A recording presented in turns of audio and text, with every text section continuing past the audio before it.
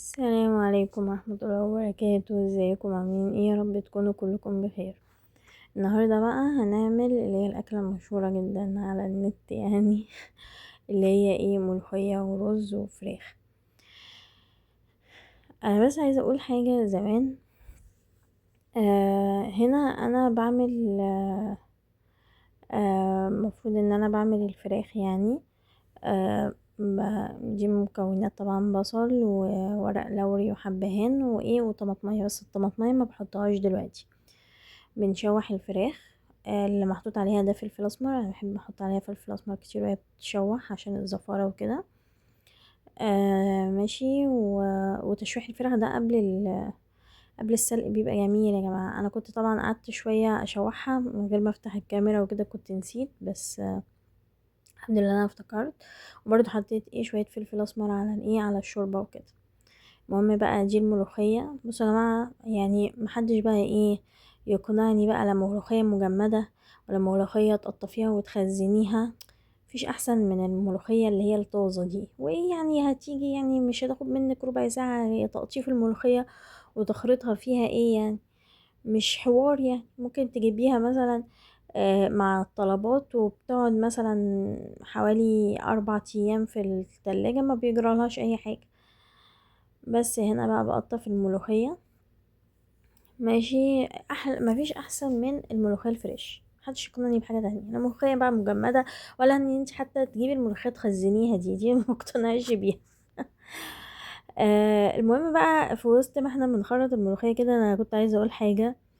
ان سبحان الله موضوع ان جيلنا اللي هو من اول كده جيل التمانينات او من اواخر التمانينات وجيل التسعينات بنعمل ملوخية ورز وفراخ. دي بتبقى اكلة، مع اني على فكرة امهاتنا زمان ما كانوش بيعملوا كده. الملوخية دي زمان كانت بتبقى زي الشوربة كده جنب الاكل. يعني مثلا تتعمل مثلا جنب بامية، تتعمل جنب محشي، تتعمل جنب مسقعة، حتى تتاكل بعيش كده. انما عمرها ما كانت اكلة اساسية. انما احنا جيلنا طلعناها اكلة اساسية اللي هي ايه، ملوخية ورز وفراخ. هنا نقعت الملوخية في شوية مية تتنقع كده حوالي مثلا نص ساعة ولا حاجة. وهنا ايه قلت اغسل الطبقين اللي في الحوض على ما الفراخ بقى تتسلق والملوخية تتنقع يعني. المهم فسبحان الله يعني جيلنا كله منه هو بيحب الملوخية على الرز. ف... فبقت أكلة أساسية عندنا. إنما هي زمان عند أمهاتنا يعني لو حد كان عنده أمهاته بيعملوا ملوخية ورز بس، أنا ما أعتقدش يعني. جيلنا احنا من أول كده أواخر التمانينات. ماشي. أنا جيل تمانينات يا ولاد يعني يا بنات. ماشي. وجيل التسعينات ده المفروض اللي هو يعني أنا برضو أكبر منه يعني. مع اني انا في اواخر التمانينات، بس برضو اللي هو اسمي اللي هو جيل التمانينات. آه، ف فما اعتقدش ابدا ان دي كوبايه كانت اتكسرت في الحوض الحمد لله. فما اعتقدش ابدا ان هما كانوا بيعملوا الملوخيه لوحدها. المهم هنا بقى بنصفي الملوخيه. والمفروض الملوخيه تتصفى كويس جدا وتنشف كويس جدا عشان تعرفي تخرطيها وكده وما تبقاش لزجة يعني. بس في نفس الوقت انا بحب ان هي تكون مندية شوية يعني ما تنشفش خالص. يعني في ناس مثلا ممكن يقطفوها من بالليل عشان تنشف، او يقطفوها وتقعد مثلا 3 4 ساعات. لا خالص، انا ممكن يعني اللي هو ساعة بالكتير وابتدي اعملها. بس فاللي انا كنت عايزه اقوله ان احنا من كتر حبنا للملوخيه بقت اكله اساسيه عندنا، مع ان هي عمرها ما كانت اكله اساسيه في بيوتنا يعني. هنا الفراخ بقى ايه، برضو اللي على الوش ده الفلفل الاسمر ما يهمكوش، عادي حلو كويس. انا بقى ببتدي احط الطماطم. ماشي. وابتدي اشيل لو في ريم او حاجة يتشال. مع اني ده معظمه فلفل اسمر، ده مش ريم يعني. المهم بقى في حتة ان انا بجيب اللي هو ده منديل نضيف خالص نبتدي نشيل بيه الريم كده من على الوش. وفي ناس بتحط منديل ابيض كده او زي ما انا حاطه كده، ده منديل نضيف خالص. ودي مناديل مطبخ. وتقوم ايه لما تحطها كده في الشوربة تقوم شايلاها، فتقوم شايلة الريم معاها. الحركة دي حلوة جدا يعني. المهم هنا بقى انا بعمل ايه. هنا بعمل الرز بقى. بتيجي اعمل الرز. على فكرة احلى حاجة ان هي اكلة سريعة جدا. حتى وانتي يعني انا مش فاهمه، يعني لما نبقى انا بنعمل ملوخيه ورز وفراخ مش اكله يعني برضو لو عشان تبقى الملوخيه مجمده، ولا انا ما بقتنعش بالملوخيه المجمده دي، سبحان الله. ملوخيه يعني ملوخيه كده تبقى العقد كده نازل فيها وانتي بتقلبيها كده.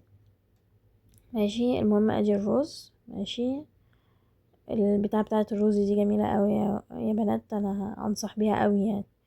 بتشيل 5 كيلو على فكرة، يعني بتاع السفروتة اللي انتوا شايفينها الصندوق الصغير ده شايل 5 كيلو رز يعني.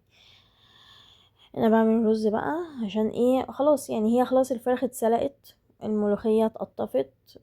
بس الحاجة الأخيرة بقى مثلا بتستني بقى مثلا اللي هو على ما زوجك يجي من الشغل ولا حاجة، قبل ما يجي كده مثلا ما فيش بربع ساعة بتخرطي الملوخية وترشيها وخلاص في البتاع في الشوربة يعني.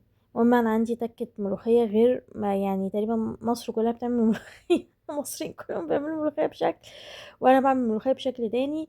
يعني في تكاية كده هي صغيرة وبسيطة، بس سبحان الله فعلا غير الناس يعني. اوريها لكم، دي تعليمة امي بقى الله يرحمها. وكنت بحس على فكرة ان انا ملوخية امي الدنيا كلها ملوخيتها حاجة وملوخية امي حاجة تانية. ماشي، المهم هنا بقى بحضر التوم. ليه؟ لان انا بحب برضو ان انا اخرط توم مع الملوخية، يعني بحط كده 2 3 فص توم. بصوا انا مسمية الملوخية دي البانجو الطبيعي. اللي هو ايه؟ اللي هو لو انت عايزة تقعدي الراجل في البيت ما تنزلهوش مثلا قهوة كده بعد الاكل، تعملي له ملوخية. بصوا بحط كمية توم مش طبيعية برضو كتير، لا بس انا شلت فصين يعني من ده. انا حطيت 3 فصوص توم، بحبها قوي اللي هي تبقى متخرطة كده مع الملوخية، واللي هي تبقى على وش كده الملوخية، اللي هو التوم دقيه يا ماما. ده بيمشي. انا بقى بحب التوم اللي بيمشي شوية على الملوخية ده.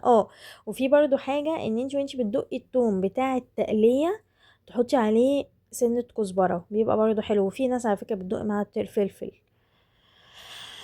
بس فهنا بقى ما فيش، والله ما بتاخدش وقت يعني. ما فيش احلى من المخرطة كده، يعني الملوخية كده تتخرط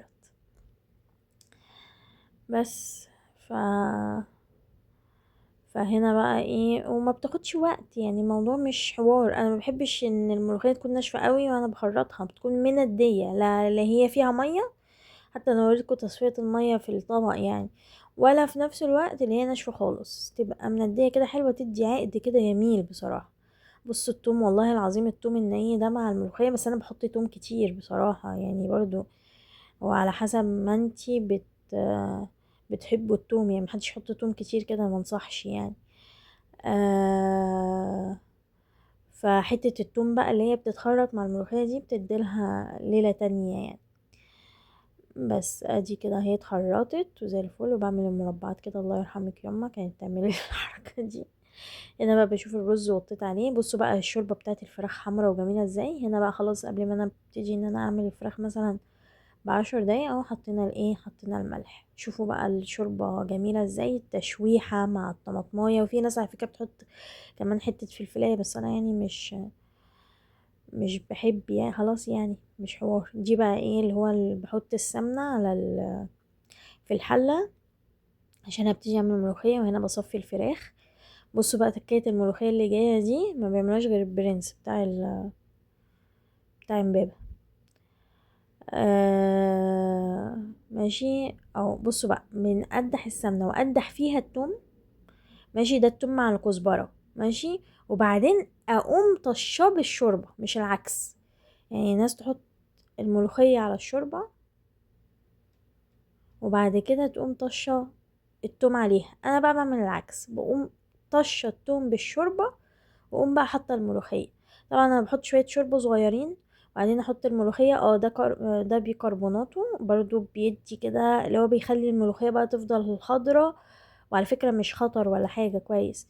وفي نفس الوقت يديلها كده اللي هي عقد برضو كده، يحافظ على العقد بتاع الملوخية عشان ما تسقطش. بصراحة بيكربوناته برضو حلوة قوي عليها. واهو بحط الملوخية واقوم مقلبة بالمضرب. الفكرة بقى كلها ان انتي تحطي شوية شوربة صغيرين لو حسيتي ان هي مثلا تقيلة بقى، على حسب طول اللي انتي عايزاه. انا هنا برضو بحط سنة سكر يا ولاد على الملوخيه برضو جميله. ما تحطش ماجي، في ناس بتحط ماجي، لا ما تحطيش ماجي. ما دام شوربتك حلوه كده ودسمه ومعموله حلوه هتديلها طعم، حطي بس سنه سكر. ماشي وهو بصوا العقد جميل. انتي طبعا بتبقي بقى فاهمه الملوخيه بتحتاج شوربه قد ايه، احط شويه شوربه صغيرين لغايه ما تيجي تحطي الملوخيه. ماشي، وعلى حسب بقى التقل اللي انت عايزاه. هنا بقى بحمر الفراخ، وهنا بجيب طبق رز احط عليه شويه ملح عشان احط عليه الفراخ. بحب قوي الحركه دي، وبحب قوي الرز اللي بيبقى تحت الفراخ ده، فان انا اكل منه يعني، محطوط عليه ملح كده وبتاع. بس شوفوا بقى الطاسه بتاعت الفراخ سبحان الله مش متجرحه ولا اي حاجه، لان انا جايباها ليها بس. بس ادي الفراخ، وابتدي بقى ان انا كده اغرف خلاص. يعني اكله سريعه وجميله وحلوه بتسد يعني الدنيا، وكويس ان جيلنا كله معتبرها اكله يعني. ماشي، ادي الرز بيبقى مفلفل وجميل. طبعا انت الرز المقدار بتاع المية بتاعته على حسب الرز اللي انت جايباه. يعني انا الرز ده انا بحط عليه مية كتير سبحان الله عشان يطلع مفلفل كده. حطيت عليه مية قليلة بينشف معايا. بس انا كده بغرف للاولاد ولزوجي. ماشي، بصوا انا بقى عشان بعمل ريجيم فهي كبشة رز صغننة كده وخلاص. الكبشة دي صغيرة على فكرة، ودي لبنتي الصغنونة خالص، اصل أنا عندي بنوتة صغنونة. يعني ربنا يخليكوا عيالكم. هنا بقى بتيجي ان انا اجيب الملوخية. ماشي، هو هنا برضو مش باينة قوي في التصوير. يعني بصوا ممكن تكون انتوا مش فاهمين هي تقيلة قد ايه. الكم بس عشان مش حلوة. انا قلت لسه هغرف كبشة، هنغرف من البتاع من الطبق على طول. ادي الملوخية والرز والفراخ وبألف هنا وشفا. وهنا بقى حلينا بكريز ومشمش. فيا رب يكون الفيديو عجبكم، واكون كده كنت خفيفة ولطيفة.